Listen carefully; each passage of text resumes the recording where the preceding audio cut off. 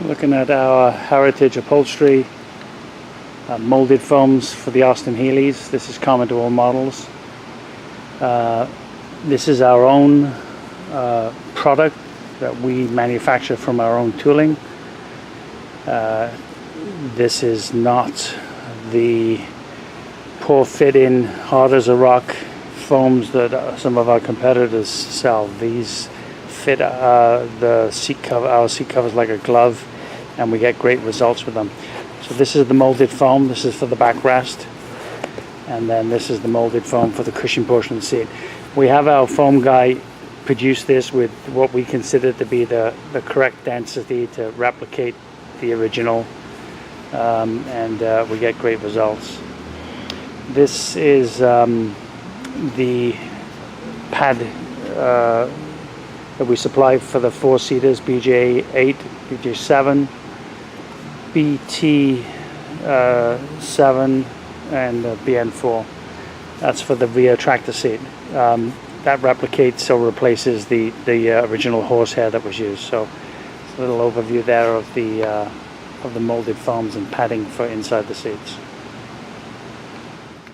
We'll now take a look at our foams and supplementary foam padding kits that are included in our kit.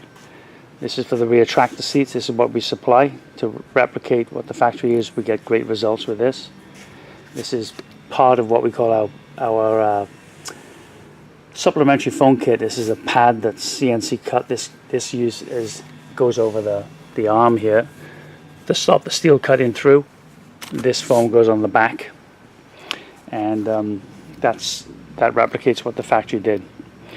We're very proud of our molded foams here at Heritage. This is our own foam from our own tooling. The tooling for resin foams like this can be very expensive, especially when you have to do left and right.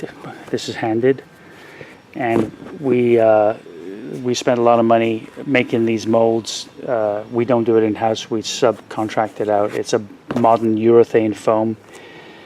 I went through the cost and effort, the extra cost and effort to make our own foams, simply because the only other people that make the foams that all our competitors use make foams that simply don't fit. They're hard as a rock and they don't fit. So we spent the money on tooling to have these foams made for us with great results, and they fit our covers like a glove. You can see that it's a nice soft, the foam is suitable and replicates the Dunlop pillow. We've actually improved this since, and we've made some modifications to the cushion portion of the. This is how they come into us, but we do some modifications to make them reduce the height as much as we can. We don't want to reduce it too much. We get a kind of a softer bounce in the center of the foam. We do a few little tricks to allow people to sit lower in the car. It's often a complaint with the Healeys. And you can see the results that we get here on this cushion and the backrest. Perfect, as you can see. There's the tractor seats, and you can see how we, like the factory, this is hand sewn in. This one doesn't have the duct tape that's used on the back. That's what also the factory used.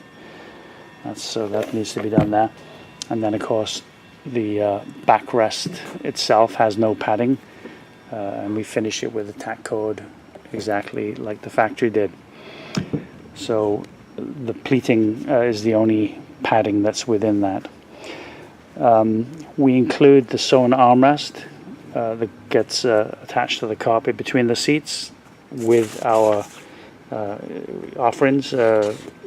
It's sold separately. There's early Longbridge cars had the saddle style, but most have this smaller armrest. If a carpet set is ordered, we do not attach this to the carpet set. It wasn't done that way at the factory, and we don't recommend doing it. The carpets need to be installed in the car, and this needs to be carefully placed on the carpet and positioned to be straight, usually with a little bit of glue right in the center. Glue it on, stand behind the car, view it, see that it's good, glue it, and then you can send it back to us or take it to a local shop and just get them to stitch through and sew it to the carpet. That's how that's done. So I think that's a pretty good view there of our foams, and we'll look finally now at the windlass kit.